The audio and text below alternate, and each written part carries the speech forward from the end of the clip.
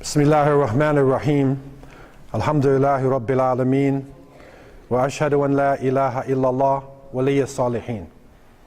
Wa ashhadu anna Muhammadan abduhu wa rasuluh khatam al-anbiya'i wa mursaleen. Allahumma salli wa sallam ala abdika wa rasulika Muhammad wa ala alihi wa ashabihi ajma'in. Wa ba'd. All praise is due to Allah, Lord of the worlds. And surely Allah is the friend and protector of the righteous. And I bear witness that Allah is one and has no partners, and that Muhammad, the son of Abdullah, is his servant and his last messenger. And may Allah always and constantly send peace and blessings to Muhammad, to his family, to his companions, to all those who call to his way and establish his sunnah to the day of judgment. As to what follows, my beloved brothers and sisters, Assalamu alaikum wa rahmatullahi wa barakatuh. Alhamdulillah, it is a great pleasure again to be here in Manchester and to see some of the faces of brothers and sisters who I've known in the past. And I pray that Allah subhanahu wa ta'ala would bless you and protect you and unite you in these very difficult times. I want to bring to you special salams from your brothers and sisters in Istanbul, Turkey. I recently left them there, and by the mercy of Allah subhanahu wa ta'ala, there is a group of believers who are now working at the Blue Mosque to help the people who are coming there to understand what they are seeing. And this is part of the dilemma and the unique situation of the Muslims. Because in Turkey there is over 1 million people per year who are coming to this Sultan Ahmed Masjid, the Topkapi Museum in this area, and they stand in awe. They are amazed at the sight that they see. They are amazed at the power that the Muslims once had. But they see the building and they don't understand what it is the Muslims are actually about. Who are they worshiping? Who are they following? What was the basis of this civilization that was able to construct buildings on this size and to influence the world in the way they influence the world? And so this group of believers has begun to take the people out of their confusion and to, in a very indirect way, in a soft way, to show them or to help them to understand what is in back of this mighty structure that they see there in Istanbul, Turkey. And this really is part of the uniqueness of the Muslim Ummah. Because at this point in time, when we look at our past, we see that we have a history of respect, a history of power, a history of progress, that it is through our scholars who were inspired by the last Prophet Muhammad ﷺ, Muslims were able to take the knowledge of the ancient ones, the ancient Egyptians, the ancient Babylonians, Chinese, Greeks, Romans, take the knowledge of the old world and bring it into a practical form using Tawheed in order that people could use it in the modern age. And so this was a great achievement during the golden ages of Islam. It wasn't the dark ages, as many scholars would like to tell us. The reality was it was the golden age of Islam, and Muslims at that point were on the pinnacle of civilization in the world. In the present situation that we are in, coming out of the colonial period, coming out of subjugation, where our countries were dominated by powers that came from the outside, coming out of a feeling of inferiority, the Muslim world is growing and growing. There is a groundswell that is happening with the rise of Muslims throughout the world. Alhamdulillah, in Canada, where I'm living now today, we established a masjid in the North Pole. And so you go to the highest reaches of Canada, to the highest part of the earth, Alhamdulillah, we took a masjid and carried it up there and we established it. And so 5 salats are being done in the North Pole. In Australia, recently I met a chief of an Aboriginal clan in Melbourne, Australia, and his people are coming into Islam in large numbers. And so Islam is spreading to people in the far distant peripheries of the world. And our numbers are rising and rising in a phenomenal rate. In Toronto, where I'm living, Muslims now are officially 10% of the population. 10% of Toronto are Muslims. So we have large numbers. We also have some of the richest people on the face of the planet Earth. They take a census of rich people and they tell you these are the top 10, these are the top 20. Some of our leaders, you can't even put him in the census because he doesn't have a bank account. His money is the gross national product of the country itself. So you can't even compare our leaders to Bill Gates and people like this because they don't even have bank accounts. They don't even need to have a bank account. And so the wealth that we have is mind-boggling. It is out of control. We also have large armies. We have intellectuals. We are sitting in strategic positions all throughout the planet. We have knowledge. The great scholars in the past would have to travel hundreds of kilometers, in some cases, to get one hadith. And now we can take the authentic books, we have them, we put them all on a chip, put it in our pocket. We are carrying hundreds and thousands of traditions with us. So it's not about knowledge. It is not about numbers. It is not about our potential. But there is something that is happening that I want to share with you, the thoughts that we are having as people who have embraced Islam, as young people who are growing up and looking at the Muslim Ummah. With this great potential, there is a contradiction. With the great wealth, there is also poverty. Some of the poorest countries in the world are Muslim countries. And I lived with Muslims in the Sahara Desert, in the Sahara al-Kubra, where they barely had enough to break their fast. It's the same ummah, the same kalima, but some have an obscene amount of wealth and others hardly have enough to survive. And so this is a fitna, this is a test. And the Prophet ﷺ is reported to have said, Inna likulli umma fitna wa fitnatu ummati al-mal. Every nation has a trial and test, and the trial and test of this nation is wealth. We have too much or we have too little. We're on extremes, so it's a contradiction. Our armies are there, but they are not coming to liberate the oppressed. Our wealth is not feeding the poor. Our intellectuals, in many cases, instead of making achievements for the future, like they did in the Golden Age, will argue with each other over minor points. And the Prophet ﷺ is reported to have said, مَا ضَلَّ قَوْمٌ قَطْ بَعْدَ هُدَى إِلَّا أُوتُوا الْجَدَلِ. That people would not go astray after guidance till they were given the ability to argue with each other. And so it's a contradiction, and it is reaching epic proportions. It has happened a few times in Islamic history where it has reached this proportion.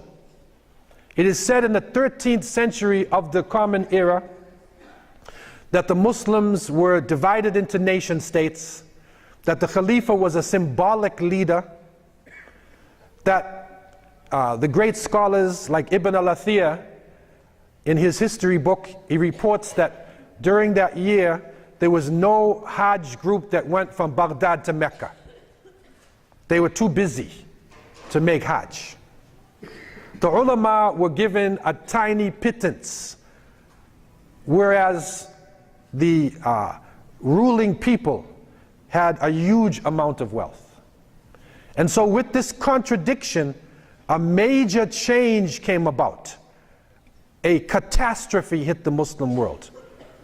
When the Mongols sent their emissaries into the Muslim world, they were disgraced by the Muslims. Their beards were shaven and they were sent back, and their leader stood under his god, and he said, there's only one sun in the sky and there's only one Khan on this earth.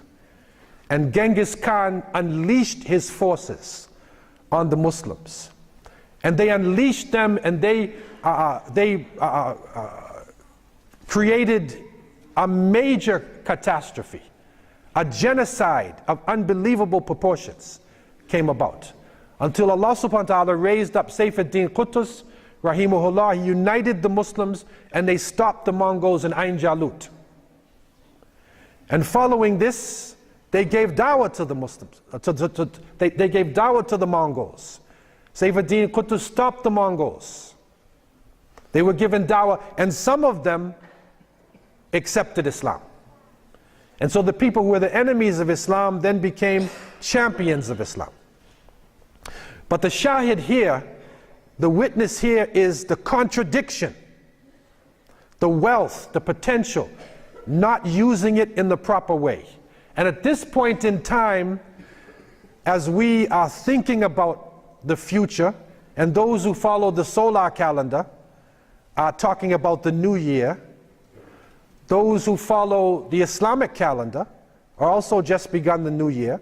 People are thinking about the past, thinking about the future. Allah Azza wa Jal tells us in Surah Al-Hashr, A'udhu billahi minash shaitanir rajim, Ya ayyuhal ladhina amanu attaqullah, wal tandur nafsun ma qaddamat lighad, wattaqullah, inna Allaha khabirum bima ta'malun, wa la takunu kalladhina nasu Allaha fa ansahum anfusahum. Ulaika humul fasiqun. Allah said, O you who believe, have the consciousness of Allah, and let every soul look to what it has put forward for tomorrow and fear Allah. Surely Allah is well aware of all that you do. And be not as those who forgot Allah, for He will make them forget themselves. Surely they are the disobedient ones. And so we have understood the gem of this verse, where it says, La takunu kalladhina nasullaha fa ansahum anfusahum. You forget Allah, He will make you forget yourself. And so your wealth will not come to the assistance of the poor. Your armies will not liberate the oppressed. Your scholars will not be moving toward progress. And so it is a serious time now. And Muslims in the different countries, we're waiting for something. It's like we're waiting for something to happen. The whole world is actually waiting for something. But there is a rumbling that is going on. There is a rumbling, there's a groundswell that is happening, and it is the earth itself. The earth itself is throwing back at us as human beings. For too long, we polluted the planet. We destroyed the ecosystems. We cut down the trees. We made extinct so many animals and plants. And now it's turning back on us. And the skeptics said, oh no, this is a natural thing. This is not a natural thing. And everybody realizes it now. Because the tornadoes and the earthquakes and the floods, the tsunamis, the things that are happening now are usually considered to be the worst on record. Last year there was a flood in Poland, and the Polish considered to be the worst flood in living memory. The flood in Pakistan and the flood in Australia right now, they are calling it biblical. The only word they can use for it, it's a biblical flood. It reminds them of Noah alayhi salam, a moving tsunami. Right now, Australia, there's a section of Australia the size of France and Germany is going underwater. It's happening all over the planet.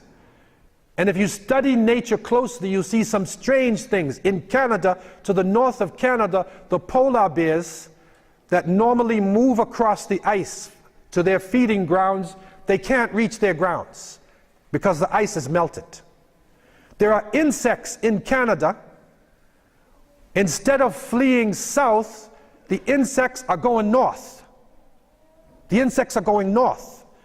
And the animals and insects, they know something that we don't know. And it is said at the time of the tsunami, when the tsunami hit Southeast Asia, that there was a quietness in the ocean, and the animals started to go to high ground because they knew something was coming. And so the insects in Canada are going north to a place where they never went before. So there are some strange things that are happening. And we were told about this. This came to us in our book. In Surah Al-Rum, verse 41, Allah Azza wa Jalla has told us, أعوذ بالله من الشيطان الرجيم ظهر الفساد في البر والبحر بما كسبت أيدي الناس ليذيقهم بعض الذي عملوا لعلهم يرجعون. Corruption has appeared on the land and the sea because of what man's hands have done. And we will make them taste something of what they have earned in order that they would return to the path. And so, Sadaqallahu al-Azim, it has come to pass. We are tasting it. And it is interesting that the companions of the Prophet ﷺ, they talked about this verse. What is fasad fil bar? What is fasad fil baha? They discussed because of the sins of Bani Adam, that there would be a decrease in vegetation, that animal life would be destroyed, that fish would be destroyed in the ocean. From back 1400 years ago, they were discussing the issues that are hitting us right now, but people don't learn. And they had a big conference in Copenhagen. They had another one in Cancun, Mexico recently. But the one in Copenhagen, that was the one that was supposed to solve the problem. And so they said it's not Copenhagen, it's Hopenhagen. There's hope for the future. But when they really discussed the issue and they said one of the basic problems is the inequality between the rich and the poor, that there is a tiny minority of people who are controlling the wealth of the planet, that is the real problem. Then everything froze. And Hopenhagen became Nopenhagen. No compromise. In Cancun, the major countries, no compromise. And so we are left at the doorstep of an apocalypse. What we will be seeing in the next few years, and Allah knows best, is cataclysmic changes. It's going to change the relationship of people forever. Our nation states will change. Our economies are going to change. And so Muslims, we have a very serious role in this. Because we are the ones who are carrying the last testament. We are the ones who are carrying the message of the last and greatest of the Anbiya. We have gems of wisdom in our hands. We have solutions to the problems that people are facing. The people are facing spiritual crisis right now. They are going to magicians. They go to fortune tellers. They try to call on spirit gods. They cast spells. They enter secret societies because there's a vacuum. There's a spiritual vacuum. And Muslims have the Declaration of Independence in a Surah Al-Fatiha, Iyaka na'budu wa iyaka nasta'in. With that verse alone, we are saying that you alone, Allah, do we worship, and from you alone do we seek assistance. The economy of the world is going into a major recession. You think that because some money was shifted from banks into the hands of elite people, that this is going to change the economy? It's not going to change, because it is based upon a lie. The promissory notes that we have been given do not equal the gold and silver in the banks. People are not trading based upon reality. And money fluctuates and goes up and down. And so this recession, it has just begun. We have the answer to this. We are holding in our hands an interest-free system, a system that could solve the economic crisis of the world. Racism is on the rise. People are being polarized. People are hating each other just because of the color of the skin, or because of their tribe, or because of their nation, and sometimes because of their passport. We have the answer to this. If we practice Islam and stay away from tribalism or stay away from nationalism, we have the solution in our hands to break down racism, that we would know each other as tribes and nations, we would love each other, and we would get to know each other. لِتَعَارَفُوا. We have the answer to this. We have the answer to the lifestyle people are living. A recent study was done in Canada, and they found out that alcohol is more dangerous to a human being than heroin and cocaine. This is a serious study. They found that alcohol is really drugs in liquid form. They used to call heroin and cocaine hard drugs. This is the dangerous one. But you drink alcohol, you just take a little tip, take a nip. Just enjoy yourself. Now they have come to the conclusion that alcohol not only ruins your body, your liver, your nervous system, it also ruins your family. It causes abuse. It causes accidents on the highway. It destroys everything around it. And we have a way to live without drinking alcohol. This is a big thing. You can enjoy yourself on Saturday night. You are here, it's New Year's, and you're not high. You don't have a hangover from last night, I hope. You don't have a hangover. You're enjoying yourself without alcohol. You're not intoxicating yourself. Intoxicate, toxic. You're not poisoning your body in order to enjoy yourself. This is an amazing thing. And we should be sharing it with people. How to live a life without alcohol and drugs. How to enjoy yourself in a way where you remember the creator of the heavens and the earth. So we have great potential.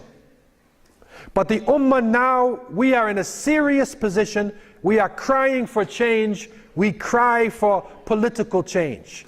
We cry for the Khalifa. We cry for social change.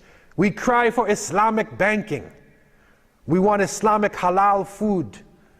We want Islamic lifestyle. But Allah said, Inna Allah la yughayyiru ma biqawmin hatta yughayyiru ma bi anfusihim. Allah will not change the condition of a people until they change that which is in themselves. No change. There's going to be no change. And so when we look to the future with the great potential that we have, Allah told us, لا تكونوا كالذين نسوا الله فأنساهم أنفسهم. Do not forget Allah. He'll make you forget yourself. Change will not come about until we go into our hearts. We have to seriously, we have to change the template. How we practice Islam. What is the purpose of the masjid? What is our mission as Muslims? We have to change this before it is too late. And when the great cataclysm happens, when the apocalypse begins, we have to be able to think outside of the box, using the Quran and Sunnah as our guide, to think outside the box toward the future. When we look at our community, in looking toward the future, there's some amazing studies that have been done. And I want to share one study with you and reflect upon it in terms of our own community and how we can do something towards the future. The first change is inside of ourselves. But there's another change that our community is facing. A recent study was done by the United Nations, and normally politically they don't favor Muslims, but they have an outreach. And they went around the world and looked at the situation of populations, and they found out that in the 21st century, this is a century of young people. They found out that presently 48% of the world population is under 24 years old.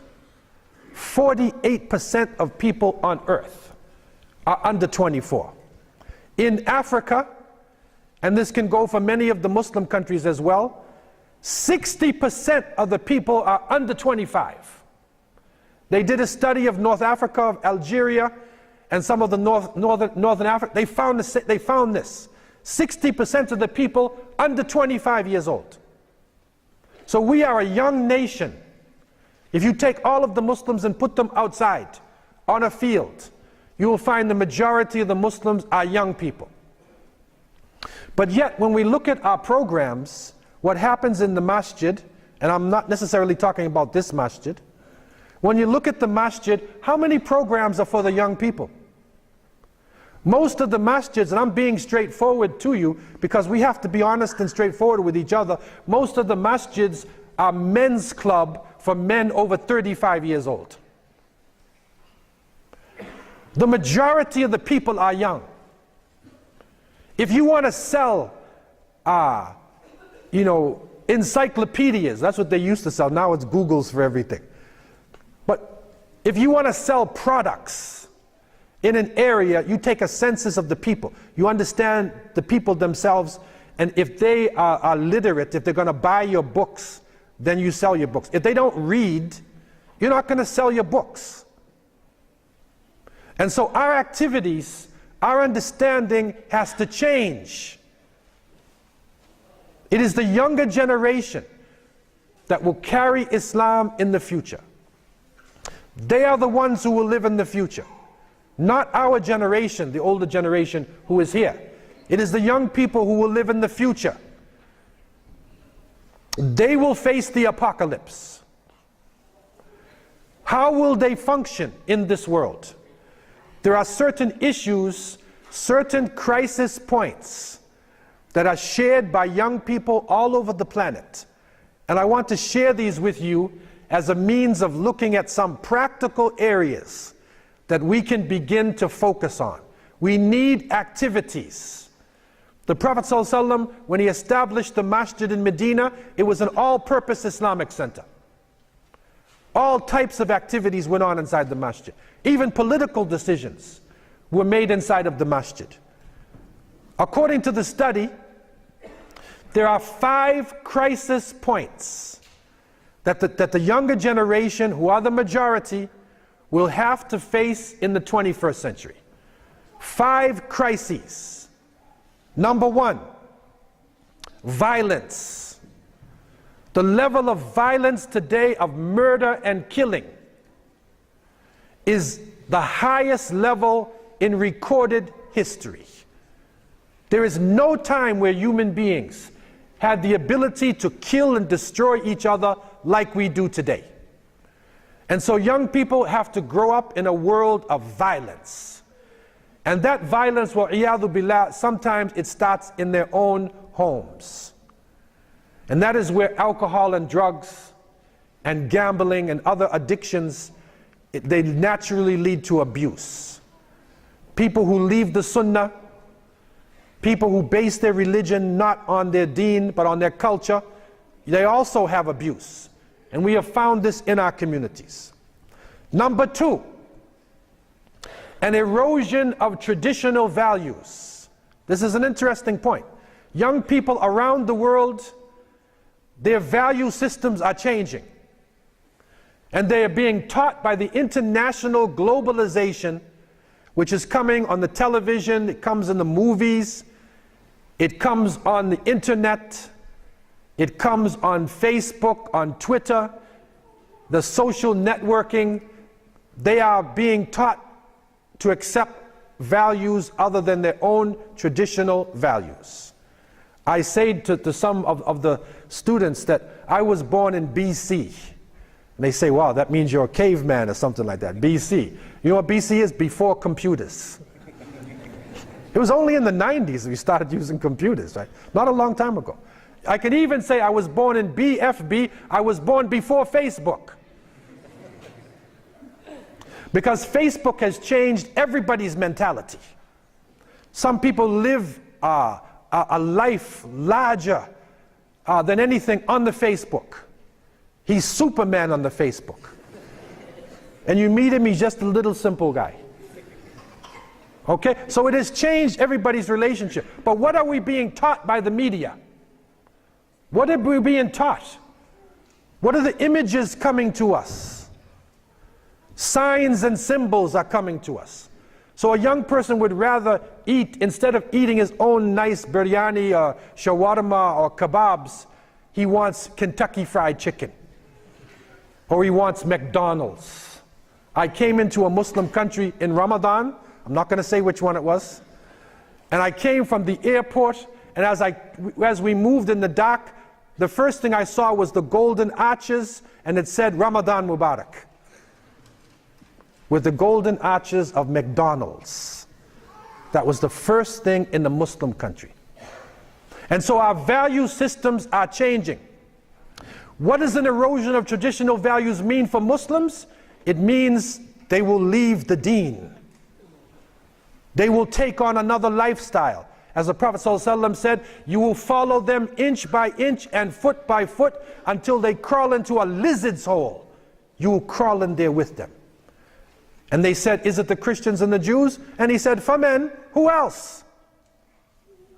You will follow them inside of the hole. And so traditional values are going down.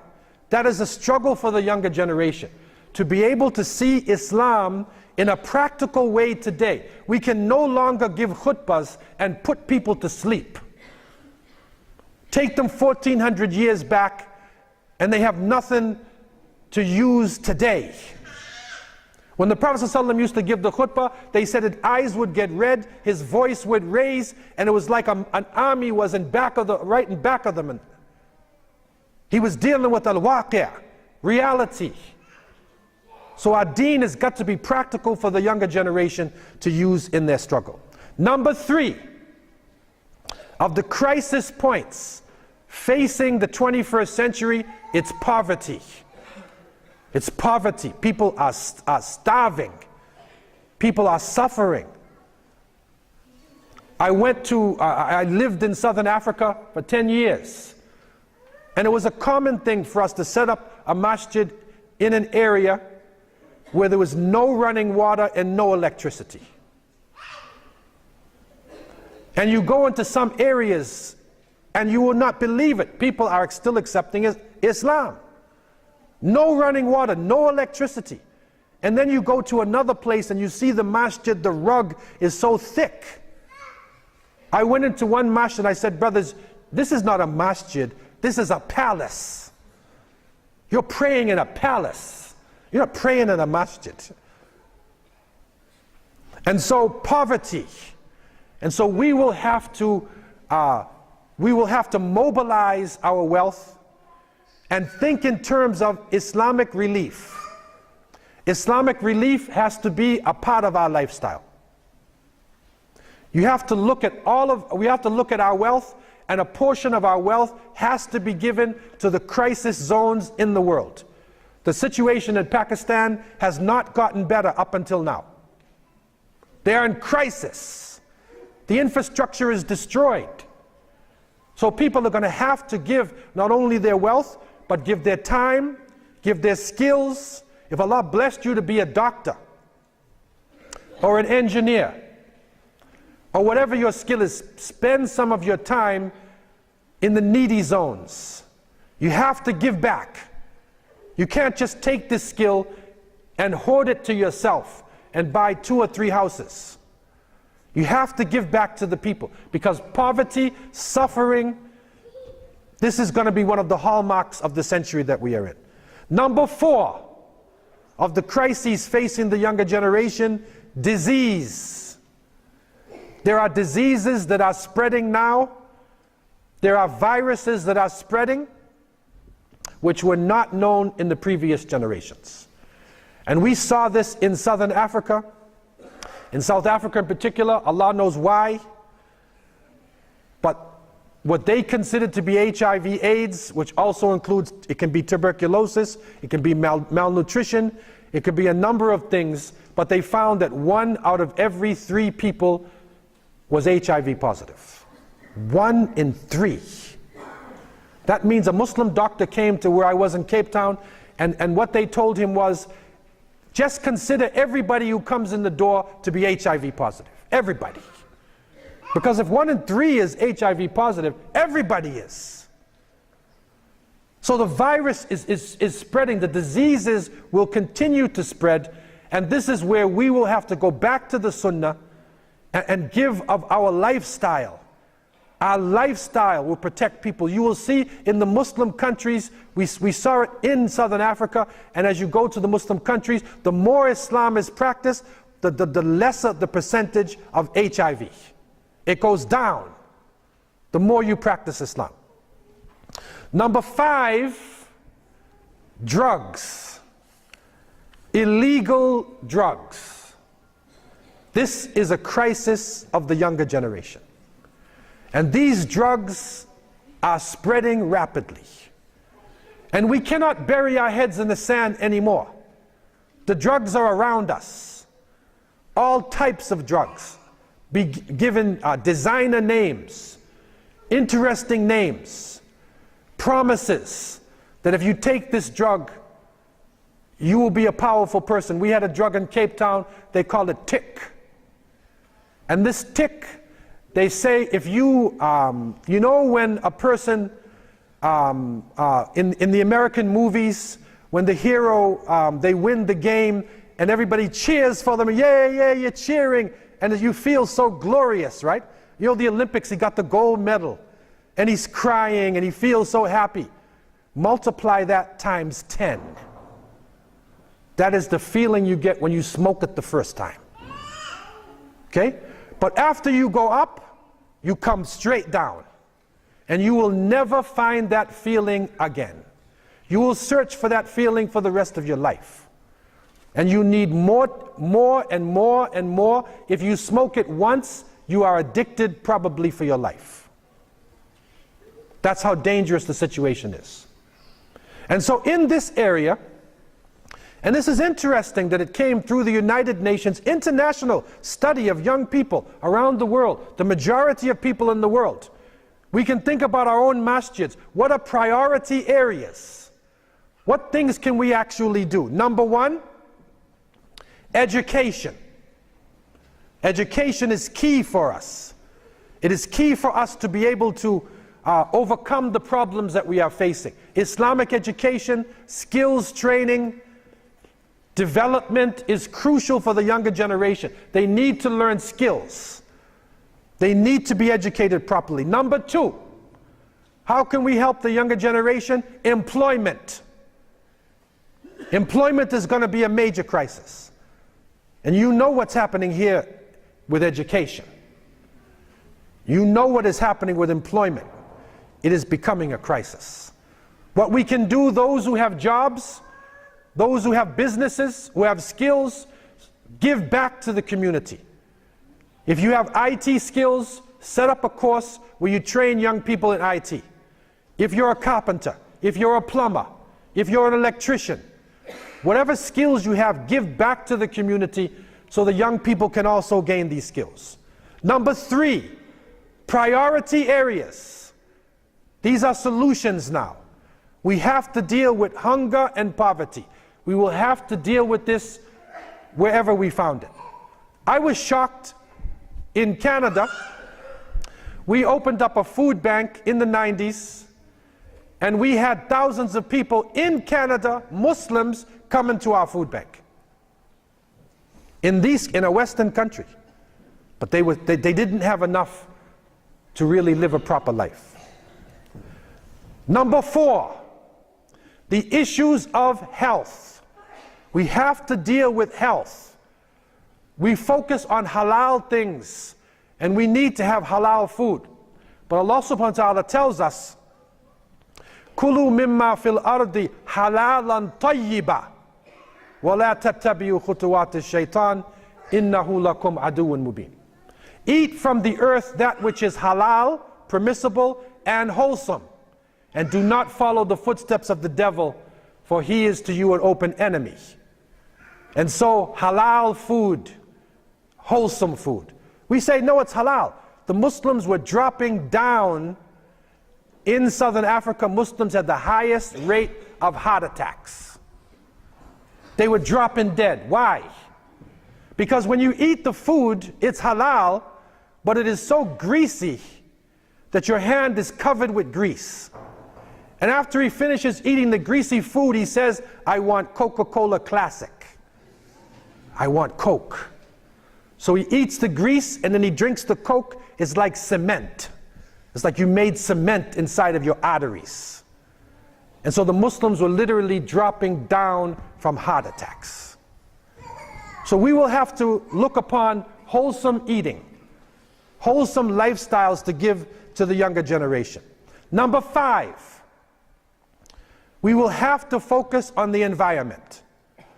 We need to hold hands with people of other faiths and conscious people who are struggling to deal with the environmental crisis of this world. We should be leading the world in greening deserts, in dealing with pollution. We should be leading this. The verse is saying, we will make them taste something of what they have earned in order that they would return to the path. And so the whole issue is to return to the path. So the environmental issue is another focus area that our communities need to get into. Number 6, drug abuse. We will have to be able to deal with people accepting Islam, or amongst our younger generation or older generation who have a drug habit. We buried our heads in the ground for a long time. But if somebody has a drug habit, it has to be dealt with. So we will have to set up drug rehabilitation centers, using Islam as a means of getting the people off the drugs. It is a really important thing, and that is a great blessing, or it is a great benefit that we can give to society for the future. If we have centers where people can come off the drugs, and the spirituality is Tawheed, because they need spirituality, and who has the best spirituality but those who have kalima la ilaha illallah Muhammadur Rasulullah sallallahu alaihi wasallam. Number 7, priority areas, juvenile delinquency. We will have to deal with the problems of our younger generation. You cannot bury your head in the sand. Some of the toughest street gangs right now in the UK are Muslims. It's the same in Canada. It's the same in South Africa. Some of the toughest gangs on the street. How will we deal with them? Why do they join the gangs? They don't have identity. They don't get a feeling of manhood, rites of passage, to go from youth into being an adult. In our Muslim country, there was a way for a young man or a young woman to become an adult. If we don't have this, they get it in the streets. So we're going to have to deal with juvenile delinquency, to provide programs to deal with the youth who are out in the streets and who are having serious problems in this society. Number 8, priority areas for the future, leisure time activities. What do we do on Friday night? What do we do on Saturday night? What halal alternatives do we have for the younger generation? When the fitna comes to them, last night, when they're celebrating, what alternative do you have? We have to have an alternative to this. And it needs to be one, we need to think it out properly and not just copy the Western society, but think it out properly and make a good alternative. Number 9, priority areas. This is interesting. This is an international problem. It is girls and young women. It's a priority area. They will have to be dealt with. And that does not mean that we will have the sisters in the conference and you have the brothers studying fiqh and aqidah and tawheed, and you have the sisters studying Islamic cooking. What is the new designer samosa? That cannot happen anymore.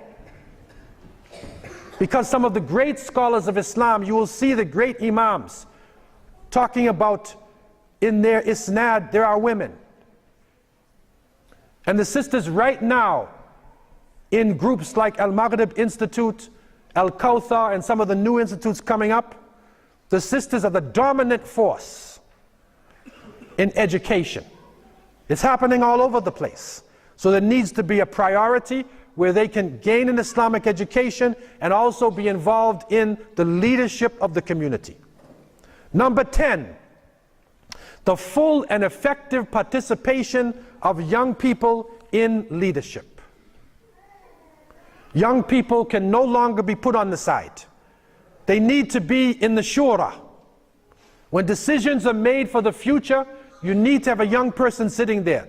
Why do you think the Prophet ﷺ had the 5 Abdullah ibn Abbas, ibn Umar, ibn Amr ibn al-As, ibn al-Zubair? Why did he have the Abdullahs? They were young people. Ali ibn Abi Talib, Usama ibn Zayd, radiallahu anhu. They were young people. And they were sitting with the Prophet, peace be upon him, sitting with the companions. So when it was time for leadership, they were able to take it over.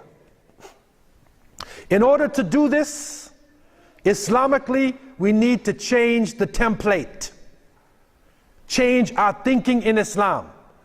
And I want to humbly put forward a few suggestions. Number 1, we need an increase in taqwa. We need an increase in taqwa. It needs to be a real consciousness of Allah subhanahu wa ta'ala. Al-khawf wal-raja. That we really fear Allah azza wa jal, hoping in the mercy of Allah. And this taqwa is a wiqaya, it is a shield. It will protect us in the masjid and outside of the masjid. Number 2, proper knowledge of Islam. We will have to seek our knowledge of Islam from authentic sources. We can no longer take Islam from culture. Oh, that is what my father did. That is what my mother did. We have to take our deen from authentic sources. And everybody needs to spend some time studying classical Arabic, Fusha.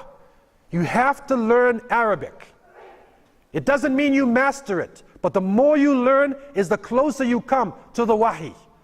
You're coming closer to the revelation. And so at least, if you understand to a certain level, then you know when somebody is telling you something which is proper or not. You can at least have dhawq, you have the taste. You have the taste of what knowledge is. Number 3, we need to pray to Allah subhanahu wa ta'ala for hikmah, for wisdom. We need wisdom in this generation. What is wisdom? Wad'u shay fi mahali. Putting things in the proper place. It sounds simple, but it's not easy to do. It's not about how much knowledge we have, it is how we use our knowledge. That is going to be the key issue now. Making the right decisions, not going to one extreme or another extreme. Balance. We need to pray to Allah Azza wa Jal for this. Next, proper Islamic character. We need to focus on character. The Prophet ﷺ said in the Muwatta of Imam Malik, "Bu'ithtu li utammima husnul akhlaq." I have been sent to complete the best in character. That is the essence of Islam. It's about character. That's how Islam was spread. It was not spread by conquering armies. It was spread by interpersonal relationships. That's what we need now. The people around the masjid need to feel our character. Some of the brothers were saying the other day, maybe one of the things we can do, if there is a garbage strike, then we get Muslims in a certain area and we will come out with a truck and we will clean the area fi sabilillah. We will not ask anything from the people, but we will clean the area up. And they will see that Muslims are a benefit to society, not just some strange people with clothes on, long clothes, and one screaming at the top of the building at 4:30 in the morning. No, what are we doing for the people outside in front of us? Next, courage and conviction. We need to pray to Allah subhanahu wa ta'ala for courage. We have to have shuja'ah. We have to have conviction now in this time of the apocalypse. Next, a knowledge of the environment, what is happening around us. Not just talking about the environmental struggle. We need to know the trends in society. We need to understand what's happening in the world and apply our knowledge to the world. So we have to keep up with the trends in the world. Next, shura. We need to take shura, mutual consultation. In our families, one of the key issues why we have problems in our family, the husband does not talk to the wife. The parents do not talk to the children. When does the family get together and take shura? When does the husband come to his wife and say, I want to make this move? What do you think? Each family should have a period of time where they come, and in the shura, the child or the wife is allowed to criticize the father. Because the great khulafa al-Rashidin, they were criticized by the people. And they were glad that they were criticized. So shura is crucial in our families, in our masajid, in our communities, and in everything that we do. Next, in this time of apocalypse, we need a positive approach. It's a win-win situation for the Muslims. Either we win in this life or we win in the hereafter. The Prophet ﷺ, when he sent his followers out, he told them, Bashiru wa la tunafiru, yassiru, wa la tu'assiru. He said, give glad tidings. Don't drive people away. Make Islam easy. Don't make it difficult.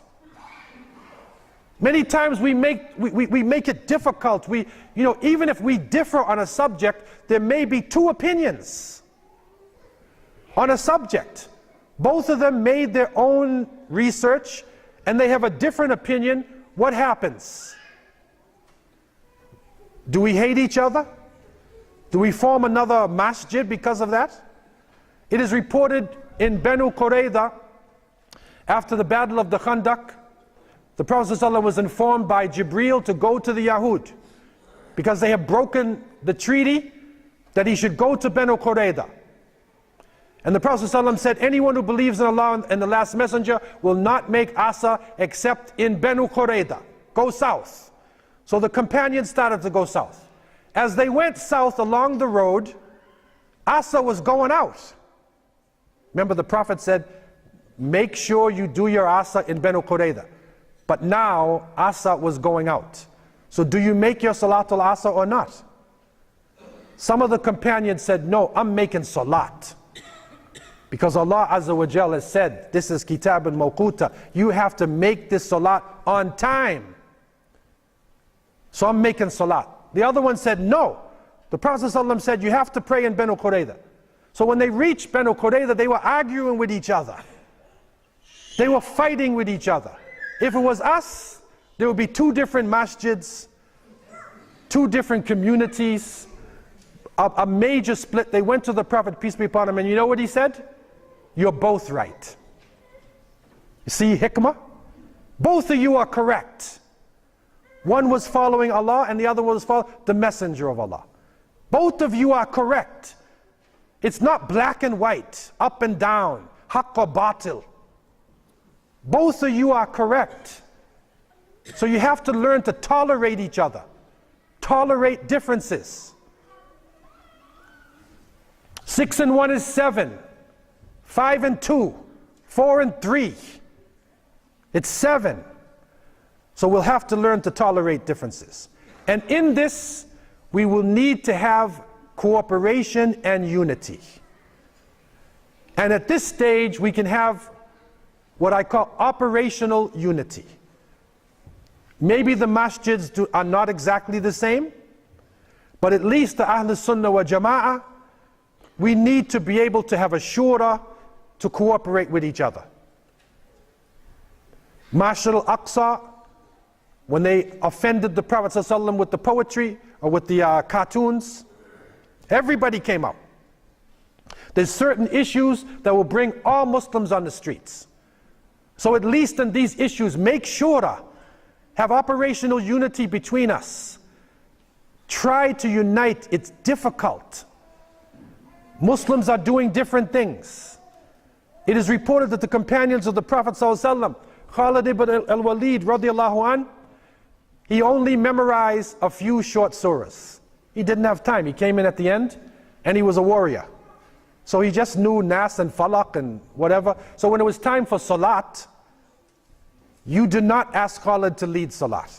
You look for Abdullah ibn Mas'ud, or you look for somebody who masters the Quran. Okay? But when the enemies of Allah were near, they said, where's Khalid? Where's Khalid? Put him in the front. So you see what they did? They knew each other's strengths and weaknesses. And based on this, your leadership comes. What did Khalid do? Did he start a new Haraka Khalidiyya? Or did he have Tariqa Khalid? Or a new Madhab Khalid? No, he was just one of the believers. He just has a different quality, a different skill. But at the end of the day, he stands shoulder to shoulder with the other believers. And so we have to work towards unity. There are some things that you might not like about somebody else. You might not like it. But 98% of that person may be the same as you. 2% is different. But if you think about the 2%, you're not dealing with the person who is basically the same as you. And finally, we need outreach. We will need to take this message out to the people in society. And dawah today is not a debate between one scholar and another scholar. It's not Muslim versus Christian. Dawah today is making solutions, Islamic solutions to real problems. The problem of drugs, the problem of homelessness, the problem of racism, the problem of disease, the problem of the economy. We have so much to give to society. We have so much to bring forward. But when you do this, you're going to be strange. You are going to be strange. You're going to feel strange. The people are taking off their clothes and you're putting it on. The people are drinking alcohol and taking drugs and you're drinking tea. The people are partying and running around and they think they're happy and you're not involved. So you feel strange. You don't eat pork. You don't commit adultery and fornication. You feel strange. The Prophet ﷺ said, "Inna al-Islam bada'a ghariban wa sayaudu ghariban fatuba lil-ghuraba." Islam began strange and it will return to being strange, so glad tidings to the strangers. So they asked him, who are the strangers? And he told them, "Alladhina yuslihuna inda fasad an-nas." It is the people who repair things. They repair themselves. They repair society when the people have become corrupted. Sadaqa Rasulullah, we are entering an apocalypse. And the society is corrupted. And it is the ghuraba are the ones that the Prophet ﷺ said, "Tuba lil ghuraba." Glad tidings to those who are strange and who hang on to the rope of Allah subhanahu wa ta'ala. May Allah give us the ability to hold on to our deen in these critical times. May Allah give us the strength to stand up for the message of La ilaha illallah Muhammadur Rasulullah. May Allah have mercy and protect the children of the Ummah of Muhammad sallallahu alaihi wasallam. May Allah have mercy and protect the women of the Ummah of Muhammad sallallahu alaihi wasallam. May Allah have mercy and protect and strengthen the men of the Ummah of Muhammad sallallahu alaihi wasallam. May Allah raise up one who will lead our misguided political leaders from darkness into light. And may Allah give us the strength to be with that leadership and to die with kalima la ilaha illallah Muhammadur Rasulullah on our lips as our last words and our best words. I leave you with these thoughts. أقول قولي هذا وأستغفر الله لي ولكم والسلام عليكم ورحمة الله وبركاته.